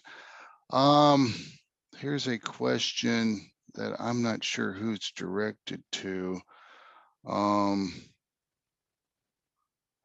There was a question about what would be the better selection for a parking lot tree with very little mess in a limited soil volume. So that's pretty regional, but I can address that. Let's see. Lindsay, the remainder of the questions that I have are for speakers who are not on the call. So I'm sure that we have enough experience here to answer some of them. For instance, there was a question for John Ball. It said, you mentioned shagbark hickory as a tree that could be planted more often. Would you include other species in that genus as well? For instance, northern pecan, as long as they're staying within the 5% recommendation. If you can find them, that's the trouble with a lot of our natives, especially some of the nut trees, is sourcing them. That seems to be my problem when people are asking about that. Not too many people are growing them because primarily people are looking for ornamental quality, not necessarily production quality. Lindsay, if I can say, I mean, from my perspective, yeah, if we can get any Caria that are native to Indiana better integrated into municipal canopies, it's just increasing our diversity and resilience. Also, it's providing a lot of habitat for Lepidopteran. So there's a lot of moths and butterflies that their larval stages feed on hickory. And so it's supporting the broader pollinator population if we are integrating those into sites where we can. Let's see. I did have another question for Dr. Slater. You have spent a great deal of time on bifurcation and codominant stems. What's your next research initiative? If you can answer that. Thanks, Lindsay. Yeah, well, multi-stranded, if I can get away with that, because I do support a lot of MSc students, master's degree students. And so I've co-published with a few of them and they do a good project, which I support, generally when I'm a supervisor. So they can go off with about 4 or 5 papers related to urban forestry, particularly sort of, I'm really quite interested in sort of built form and how, in the UK, our built form is sort of squeezing out larger trees. So we have some papers to do with that and people's attitude towards trees. But actually, although I'm carrying on some research, 2 areas of research in relation to damage to trees, and there's still more to solve about junctions. Why not have something that you keep chipping at? I've actually started doing trees over time, which is now quite a different project where I'm just going back to when I first became a lecturer about 15 years, yeah, it is 15 years ago. I bought a digital camera and I just thought, well, easiest way to give talks is to use your own images, because you've got the depth of the knowledge of what that image means, and where it was and why you were there and everything. So use your own images is a good way to that show. And then essentially I've realized, these trees, let's go and find out what happened to them 10, 15 years later. And I've got some really nice images of, trees recovering, or trees being, depleted and everything else like that. And although it's not science, they're all just individual stories. I'm putting that together as a book, because some really interesting, because we have the students for 2-3 years, so they can't look at a tree and realize the consequence of doing something for 15 years later. They've got no idea. They were mostly sort of 19, 20-year-olds. They have no idea what a 15-year period for a tree is. So it really gets them focused on tree time, which is much slower, really, where I live anyway. I'm sure it's a lot faster really where you've got subtropical trees. But it's a useful project because it shows outcomes to the students after a tree's got diseased, or a tree's been pruned, or a tree's been reduced. And if I collected enough, it would be science. But unfortunately, I've only got about 500, 600 images, varying themes. And I will say you have a very robust presence on LinkedIn, which I enjoy tremendously. And you're going, and I'm kind of addressing all the tree risk assessors here. When you go back to look at some of those trees that 10, 15 years ago that look like, that is a pretty high likelihood of failure. And 15 years later, they're still standing and maybe even improved. It really makes me second guess, your process. But you see, then you got to catch the thread where some of them haven't and some of them have failed. It's a real mix of outcomes. I'm just honestly reporting the outcomes. I say it won't ever add up to some science because there's too many factors in the background for each tree. But it does make a set of stories that maybe make you step back a bit and go, oh, okay, it may be being a bit too risk averse, or a bit too, laissez-faire about risk, not really thinking enough, because these different scenarios. I mean, a lot of the failures are multiple combinational defect in a tree. It's leaning, it's decayed, and the decay is progressing. And I think most of us would call that out. But yeah, the interesting ones are the ones that will go, so that's cracked, it's going to go. And then like 15 years later, it's still sat there. Yeah. It's a large tree and a large limb. You think, how? But then, it doesn't mean, I think risk's really interesting in trees. You can't see risk. We are trying to perceive something that can't be seen or heard or felt. It's probabilities, isn't it? And, when you find an example that doesn't fit with it, it shouldn't really skew you too much, because it's probabilities, isn't it? When you roll a dice and you expect a 6, you get a 5. It shouldn't put you off the idea that there is a 6 on the die, and you will get it eventually if you keep rolling. And a lot of the trees over time show that, that they are quite mixed outcomes. But yeah, I do have a collection of cracked forks that have all persisted for over a decade, which you wouldn't think. My own research showed that most of them didn't. But, I suppose I've randomly found some in sheltered locations. They're all in sheltered locations that they have persisted. So yeah, research, still carrying on with junctions, guiding my students. I'm doing some work with decay in trees I'm interested in. I've got a really well-known researcher in the UK, Lynn Boddy. He's just coming a book out about decay. And I'm just entering into an area where we're basically doing some testing on specimens with decay, and looking at progress as decay is where we're sort of a bit weak on that area. This is a type of tree, it's got this type of decay. Well, how quickly does it progress? That's the area that's the weakest, I think, for modeling. So doing some modeling of decay, which is a long-term study. But yeah, I'm also going a little bit off the science towards more sort of arboricultural stories, but it has a lot of impact on the student. It makes them think a lot about their decision making.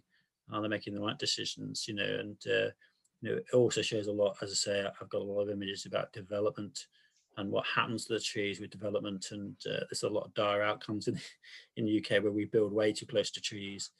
The developer's far gone by the time the tree's declining, and the owners have probably swapped twice. The house has been sold and swapped twice, but what was supposed to be a retained tree has been killed by building too close to it. So it's good to show the students that.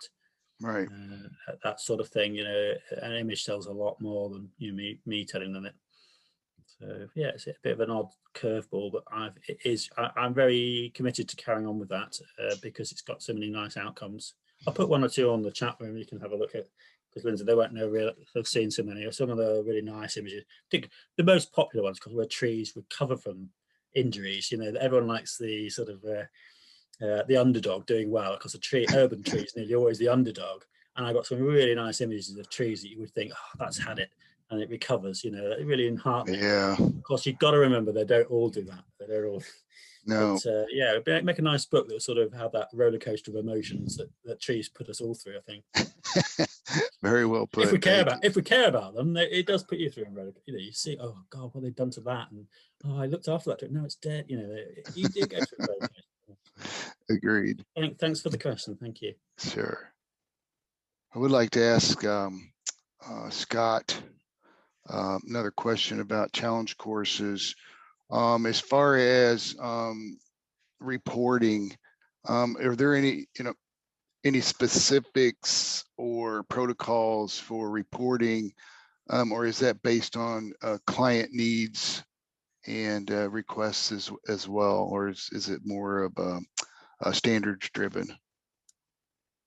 Well, my group, you know, I'm kind of a lucky guy with 11 other consultants that I work with on a daily. But so we've been trying to develop protocols. Basically, we're looking at a lot of data collection.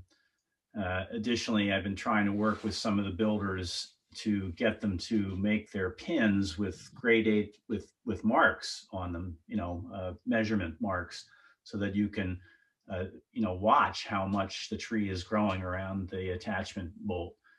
But basically, we're looking at diameter and circumference measurements, and often using a caliper when we have trees that are weirdly shaped, and then trying to get, you know, just get our heads around how much the tree has been interrupted by the pins.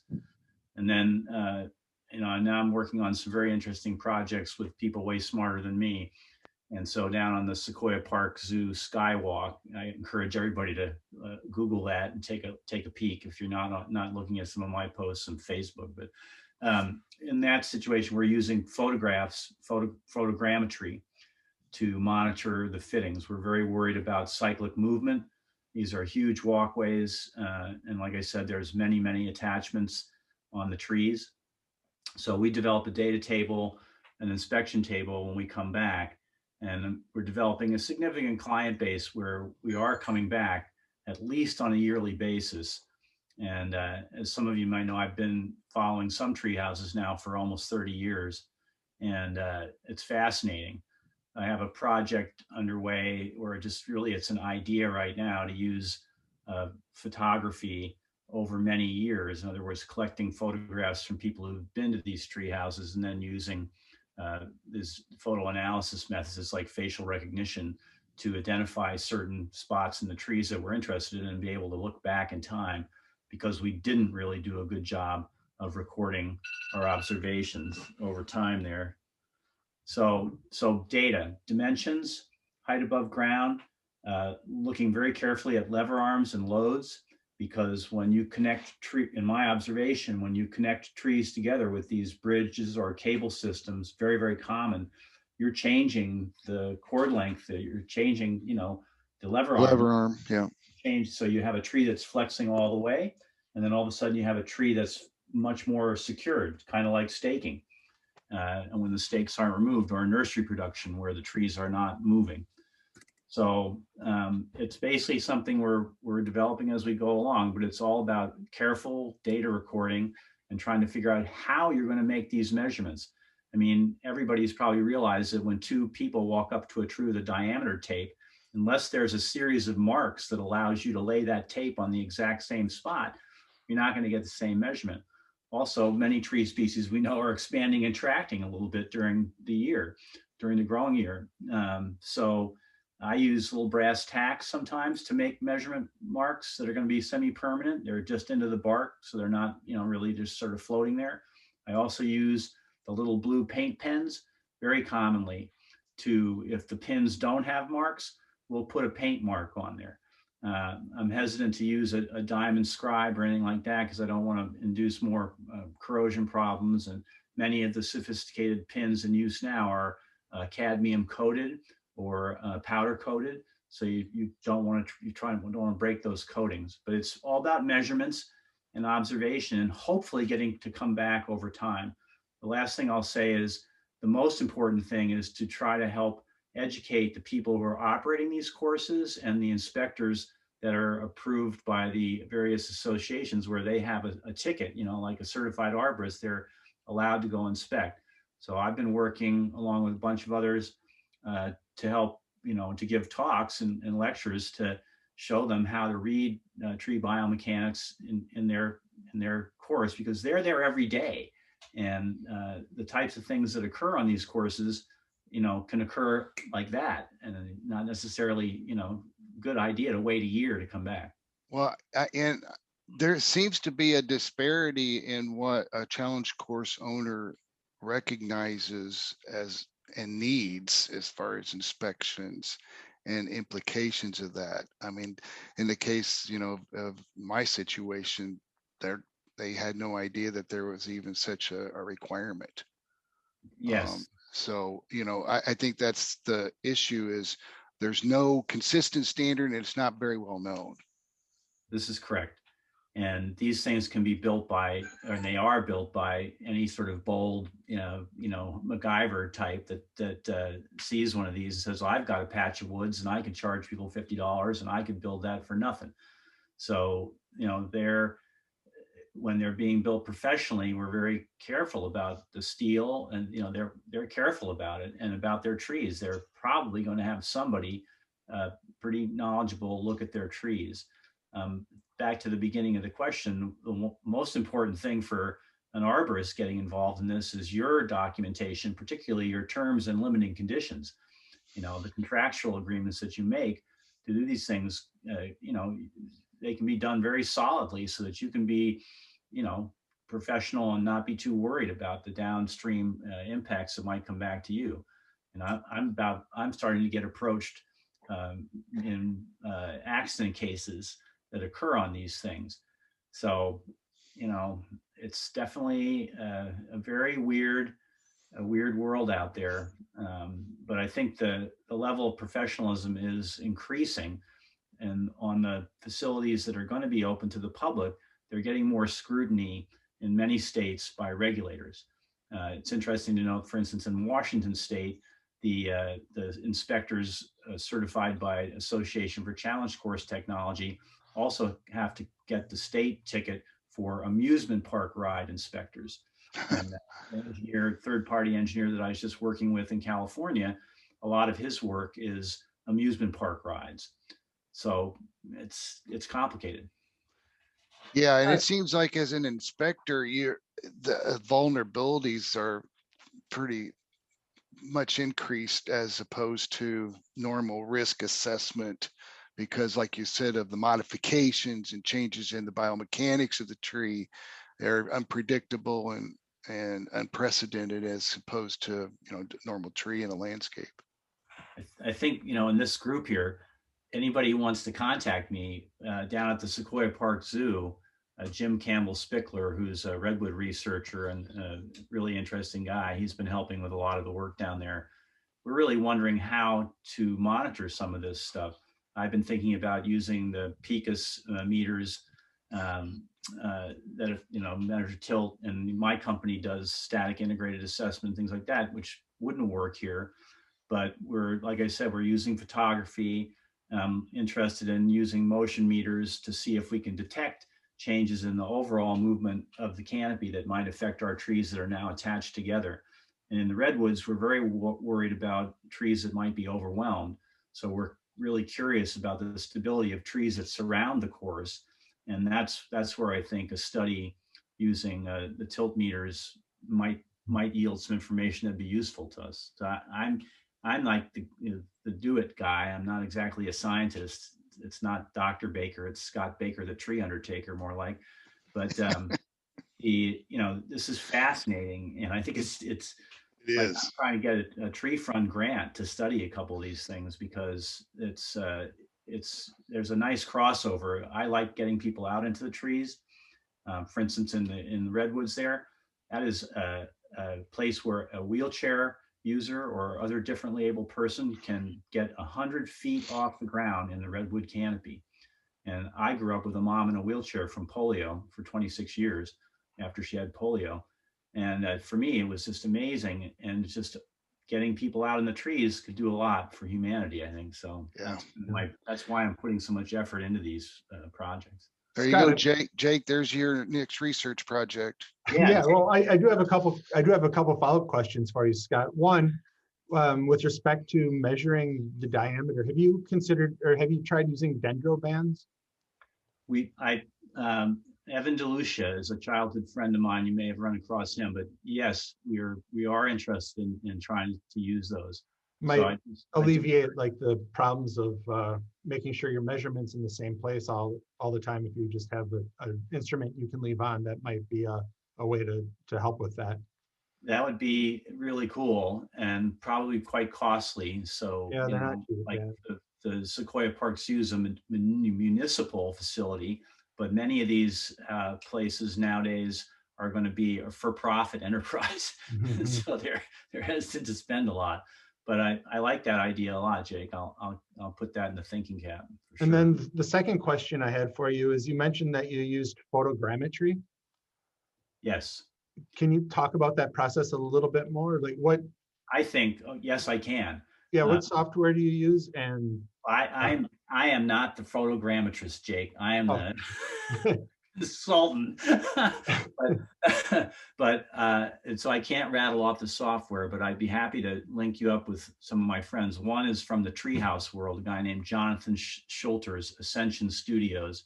And he's able to make me and the treehouse builders a fully functional 3D model of a very complex tree, and do things like take an old tree house out of it so we can design a new one. I think I put as an example of that in the talk I gave at this group.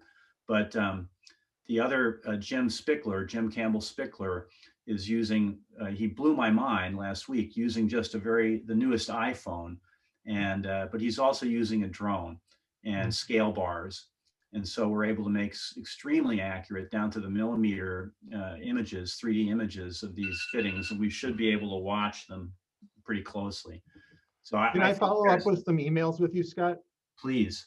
Great. Thank you. Be prepared, Jake. Scott. Decades of experience to overwhelm you with it. I spent an hour with him on the phone. I'm like, oh, I got more questions now than I ever had. I spent 5 years with Ed in grad school. I mean, can you? I get it. Yeah. Head scratching. That's what I'll tell you is. Awesome. No, I really appreciate it, Scott. That's I'm really curious to hear more. Thank you. Yeah, thanks all you guys. I'm gonna have to bump off here along with others for the track thing. So yeah, same here. So I think that, is there any more questions, Ashley? The ones that I still have are for those not on the call. Okay, great.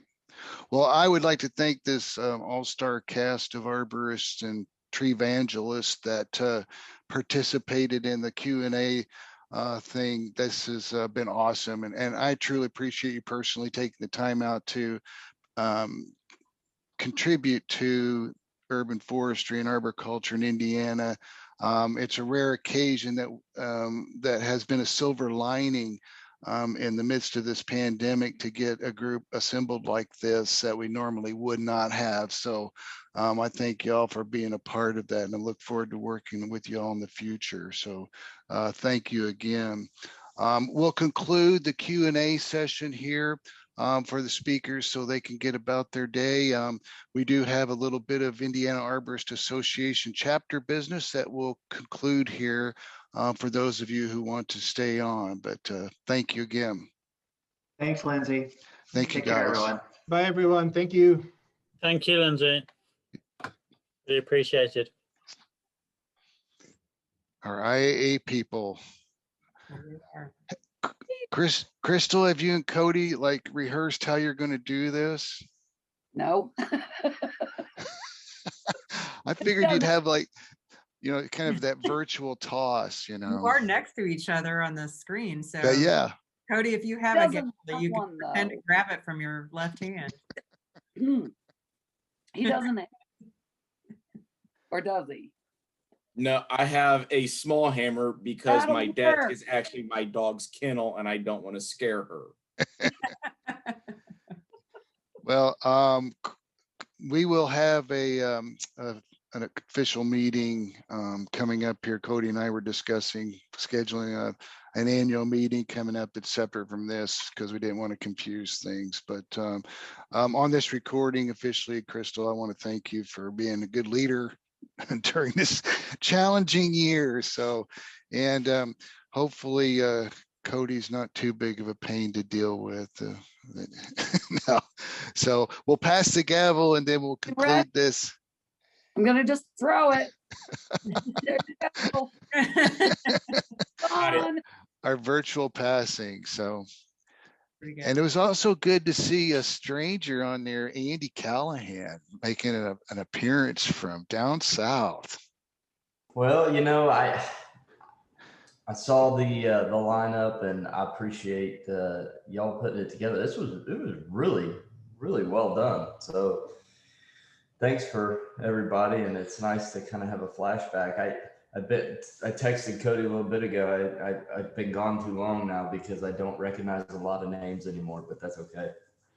Yeah, former board member. When did you leave, Andy? 2010. So, gosh, after 10 years, you've completely lost your dialect. Now you sound like a hick from Alabama now. Yeah, I throw y'all in there every now and then. Nah, good to hear from you and see you on. So, well, Cody, do you have any official words or Crystal that I'm recording? Because I'm going to put this up on our website. Crystal, I guess you could start. Well, thank you for putting this on. I know this was a lot of work, and the members should know we didn't have a lot to do with the actual virtual conference. That was all Lindsay. And Ashley and Kyle and Brooke. Wow.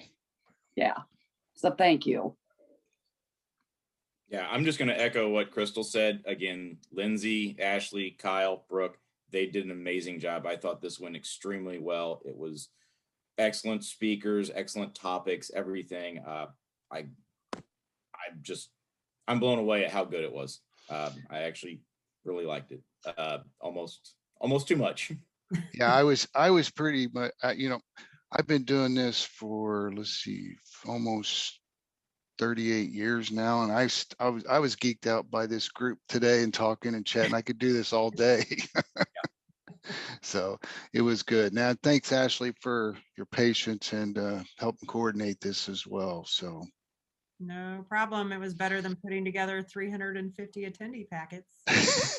I feel pretty good about next year that we're going to be doing this live. So, but go ahead. I missed the reception desk this year. Yeah, I'm sure you did. Yeah, welcoming people in. Yeah. Well, and I miss seeing everybody, but again, we assembled a great cast of speakers here that we probably wouldn't have. And, even me just inviting them and talking with them off the side, made some opportunities for them to do some workshops for us later on. So, we've increased our network globally, even from Indiana. So I think that's awesome. And, of course, Carrie's grants help with that process. So, and DNR being an important partner in this whole process makes a huge difference. So thank you, Carrie. All right, well, I'm going to go spend another 2 hours for track instructor training. So I'm going to go into this Zoom meeting and well, I guess Cody should be the one who closes this meeting. So your first official duty. Yes. So I just want to thank everybody that was involved, everybody that attended, all the speakers, all the people that helped to sponsor this and get it going. And like Lindsay said, I hope we can see everybody next January here in Indianapolis for our 74th meeting. Yes. All right. Thanks, everybody. Have a good weekend. Thank you, everyone. Thanks.